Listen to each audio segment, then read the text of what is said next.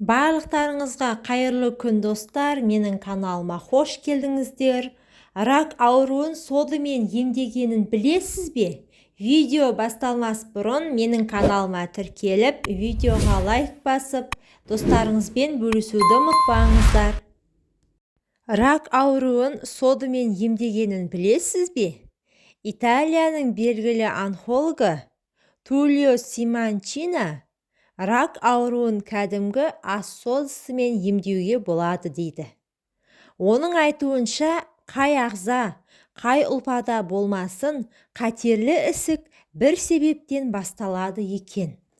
Ұзақ жылғы тәжірибесінде Симончина қатерлі ісіктің бәрі ағзаның ең әлсіз, ауруға бейім тұсында кандида саңырауқұлағының көбеюіне, жан-жаққа тарауынан басталатынына көз жеткізіпті.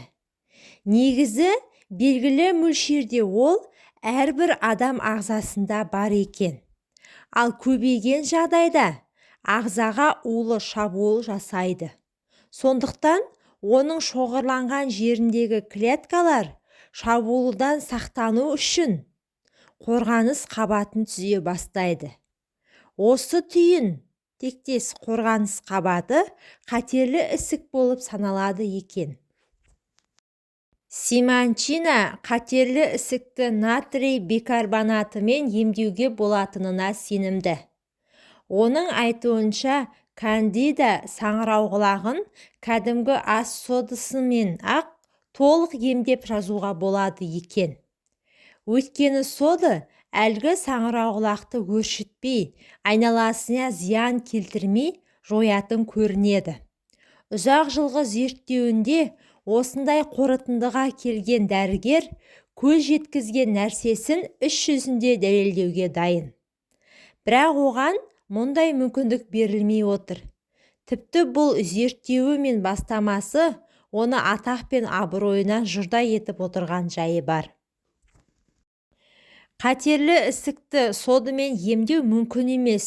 Ол саңырауқұлақтың өршуінен туындамайды деген отандас өзге дәрігерлер, оның осы күнге дейінгі бар атақ, абырой, тіпті лицензиясынан да айырыпты. Ол аздай рұқсат етілмеген тәсілмен емдеді деген айыппен 3 жылға бас бостандығынан айырылған.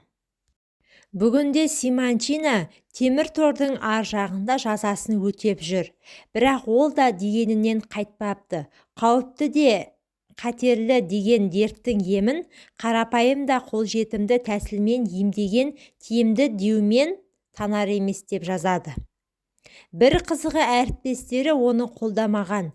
Қатерлі ісікке шалдыққан адамдар арасында тәуекелге бел буып, тәжірибеден өтуге келісіп отырғандар көп. Оған Симончинаның әдісімен емделу арқылы ісік көлемі кішірейген келіншектің басынан өткен оқиға себеп болыпты.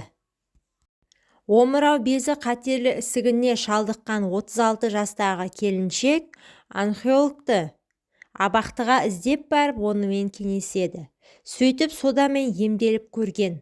Онда нәтиже байқалғанда басынан өткен жайды баяндап, қолдаушы топ жинайды. Сөйтіп белгілі дәрігердің тәжірибесімен омырау безі қатерлі ісігінен емделушілер қатары өздігінен көбейген.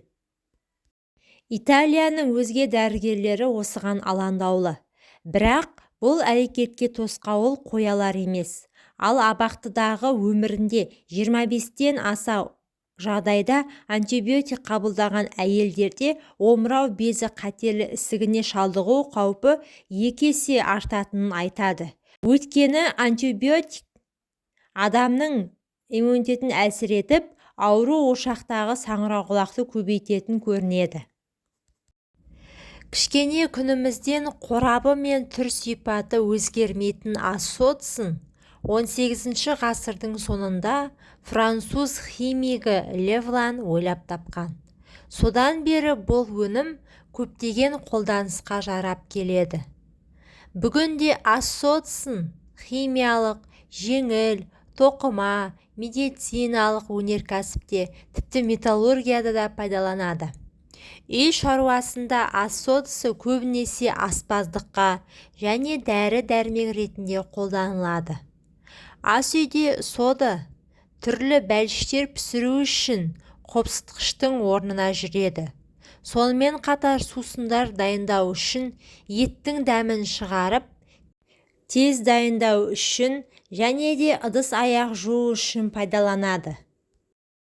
Ем-дом ретінде соданы жөтелді жеңілдету үшін, ас содасы қақырық түсіруге көмектеседі.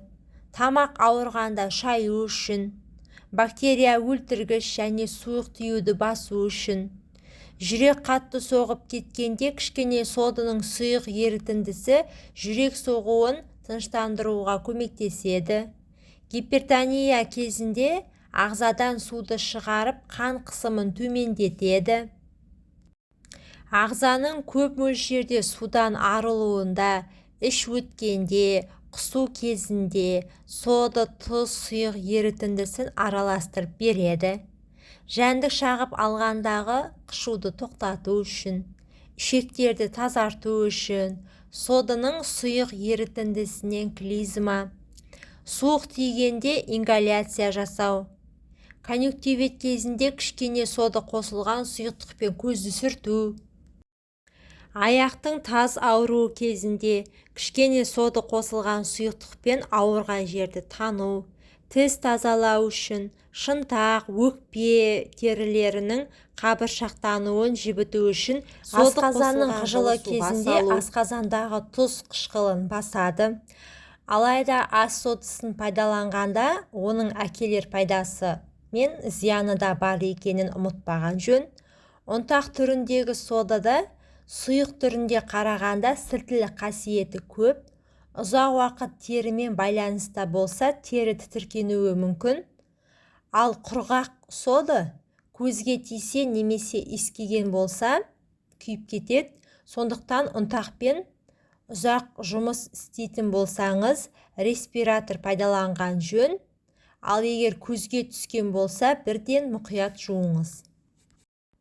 Соңғы кездері дәрігерлер асқазан қыжылы кезінде сода араластырып, сұйықтық іше бермеуге кеңес береді. Өйткені бұл да жанама әсер етуі мүмкін. Біріншіден, көмірқышқыл газын көп бөліп асқазанның кебуіне әкеледі. Ал екіншіден, асқазанда одан бетер қышқыл пайда болуына ықпал етеді. Бұдан шығатын қорытынды, ас содасының қасиетін жақсы біліп, пайдалана алатын адамға зиянынан гөрі пайдасы көбірек тиеді. Назарларыңызға рахмет. Менің каналыма тіркеліп, видеоға лайк басуды ұмытпаңыздар.